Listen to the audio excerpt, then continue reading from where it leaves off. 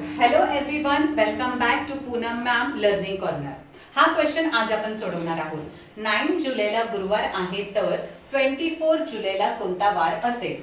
इंग्लिशमध्ये if July 9th is a Thursday then what day will July 24th be? या क्वेश्चनचा answer आपल्याला calendar न बघता आपल्याला डायरेक्टली सोडवायचं असेल तर त्याची एक शॉर्ट ट्रिक आहे जी प्रत्येक स्टुडंटला आणि प्रत्येक पॅरेंट्सला देखील माझ्यामध्ये माहीत असली पाहिजे, कारण तेच पॅरेंट्स मग त्यांच्या मुलांना देखील तीही गोष्ट सांगू शकतात. तर यामध्ये आपण काय करणार, 9 जुलैला हे तुम्ही प्रॅक्टिस केल्यावरती ओरली पण फटाफट तुम्हाला सांगता येईल, पण सध्या मी तुम्हाला इथे पूर्ण एक्सप्लेन करणार आहे. 9 जुलैला कोणता वार आहे? गुरुवार म्हणजे थर्सडे. तर आपल्याला विचारलंय काय? 24 जुलै. आता या ठिकाणी आपल्या लक्षात येईल की दोघं एकच महिन्यातले आहे. मग आपण काय करणार, यामध्ये 9 पासून ते किती डेज आपल्याला पुढे जायचं आहे? तर या ठिकाणी जर तुम्ही डिफरन्स बघितला तर तो आहे 15 डेजचा.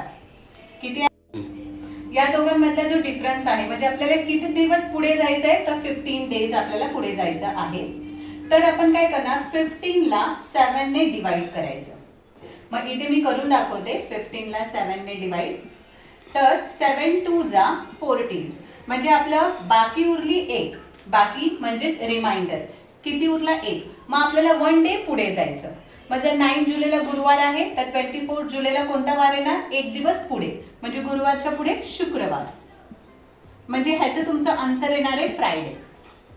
अशाच प्रकारच्या एज्युकेशन रिलेटेड व्हिडिओसाठी माझ्या चॅनलला नक्की फॉलो करा. माझ्या यूट्यूबच्या चॅनलला देखील सबस्क्राईब करा आणि बाजूला जे बेल आयकॉन आहे त्याला देखील क्लिक करा, जेणेकरून जेव्हाही मी एज्युकेशन रिलेटेड व्हिडिओज अपलोड करेल त्याची नोटिफिकेशन तुम्हाला टाइम टू टाइम मिळत जाईल. आणि माझे एज्युकेशन रिलेटेड व्हिडिओज आवडत असतील तर नक्की लाईक करा.